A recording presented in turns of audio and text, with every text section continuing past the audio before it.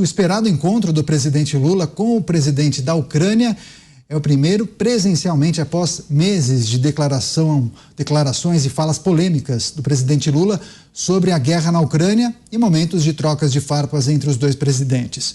Lula afirmou que a reunião com Zelensky foi um pedido do governo ucraniano e indicou que ouviria os temas que a delegação quisesse apresentar. Vamos acompanhar. Eu não tenho expectativa. A expectativa é de uma conversa de dois presidentes de países, sabe, cada um com os seus problemas, cada um com as suas visões. E o assessor especial da presidência e ex-ministro das Relações Exteriores, Celso Amorim, também participou da reunião e ele falou sobre o encontro. Ele desviou ao ser perguntado sobre o encontro bilateral e disse não entender a obsessão por Zelensky. Vamos girar com os nossos comentaristas. Quem está acompanhando todos os assuntos relacionados à agenda internacional de Lula é o Cláudio Dantas. Dantas, o que sabemos dessa reunião entre o presidente Lula e Volodymyr Zelensky, hein? Muito bem, Daniel. O Mauro Vieira, o nosso ministro das Relações Exteriores, concedeu uma coletiva há pouco e ele disse o seguinte sobre essa reunião. Disse que foi uma reunião num clima natural, aberto, distendido e de cooperação. A reunião foi breve, trocaram impressões sobre os países, sobre a questão, naturalmente, aí da guerra, os interesses de cada um, e o Lula disse que manterá aí o seu representante pessoal, que no caso é o Celso Amorim, o assessor especial aí da presidência para assuntos internacionais, seguindo aí nas conversas de Copenhague, que são aquelas que tratam justamente de um eventual acordo de paz. Não entraram em nenhum tipo de detalhe das demandas de cada país. Então foi bastante protocolar. Essa é a síntese deste primeiro encontro, efetivamente, que se dá entre os dois presidentes.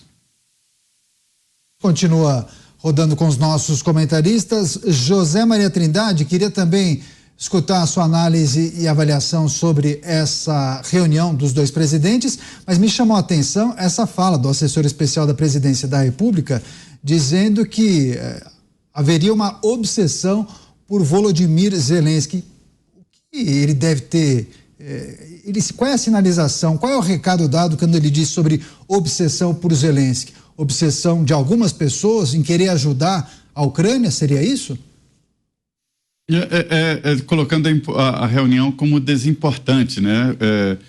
Na verdade, é o ministro de Relações Exteriores verdadeiro do Brasil, Celso Amorim.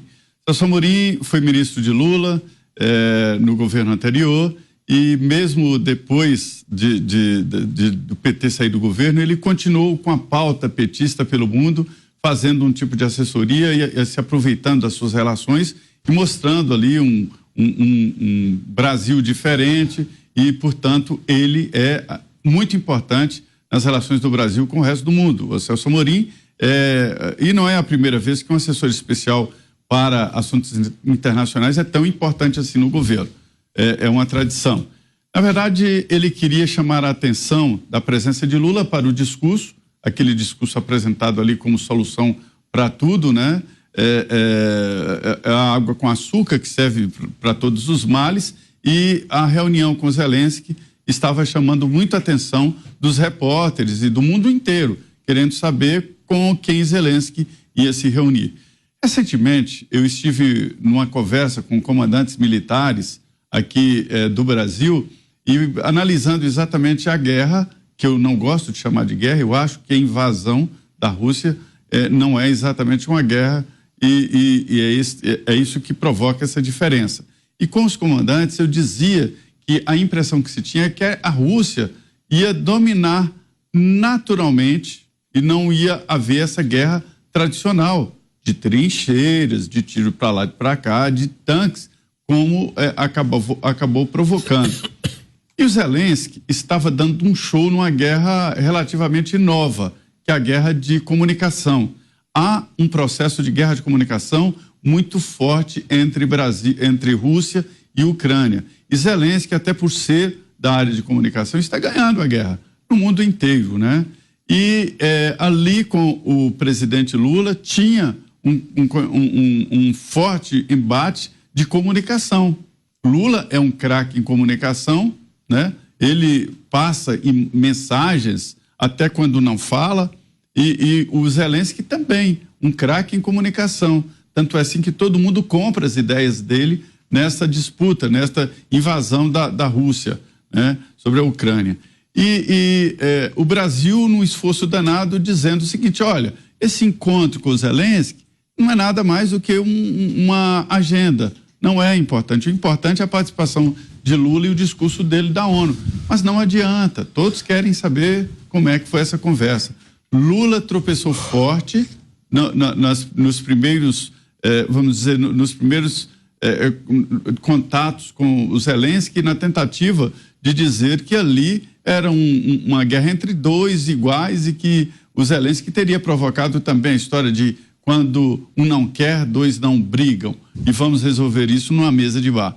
Então, daí a grande importância. E o Celso Amorim, que é o ministro de Relações Exteriores de fato do Brasil, ele apenas tentando tirar esta importância. Mas foi um encontro importante e o Zelensky continua nessa ideia aí de levar a guerra para a área de comunicação. Os comandantes brasileiros sabem disso e estão também aqui internamente diante de uma guerra de imagem muito forte. E ele é muito hábil, inclusive, com a comunicação, como bem lembrou José Maria Trindade. Roberto Mota, em meio a tantas divergências entre Brasil e Ucrânia, especialmente por conta das falas do presidente brasileiro ao longo dos últimos meses, você acha que Volodymyr Zelensky conseguiu quebrar o gelo, alterar algum centímetro a posição do presidente brasileiro, trazer o Brasil ou o presidente Lula para o lado da Ucrânia? Mota, alguma chance disso ter acontecido?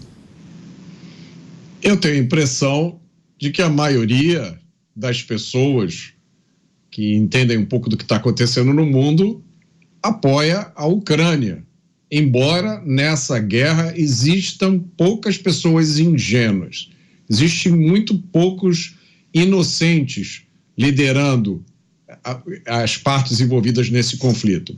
Os inocentes de verdade são aquelas vítimas, os civis, que estão no meio de uma guerra que eles não desejavam e que eles não provocavam.